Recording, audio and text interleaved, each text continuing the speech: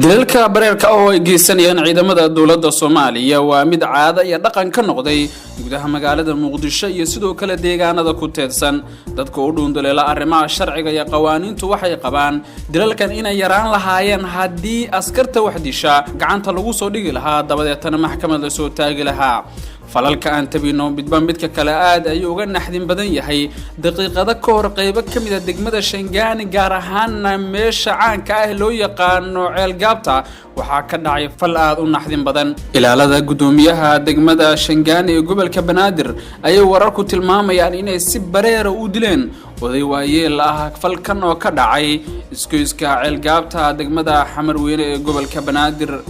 falkan ayaa waxa uu noqday mid dhif ya naadira wararku waxay tilmaamayaan in odaygan oo meel yar ganacsi ku lahaa uu yimid askari waardiye oo ah mid kamid ah gudoomiyaasha degmooyinka gobolka Banaadir dabadeetana uu weydiistay hal xabo sigaar ah markii uu diidayna tacshirad uu hooyay odayga ayaa la sheegay inuu halkaas ku geeriyooday qof kamid ah dadka deegaanka oo nala hadlay waxa uu sheegay in falkan midka kale uu ka naxdin badan yahay isla markaana askariga dilka geystay goobta oo ka ciidamada nabadgelyada Soomaaliya ayaa goobta waxay xireen waxayna ay wadaan baaritaano ay ku doonayaan inay gacanta ku soo dhigaan shakhsiga ka dambeeyay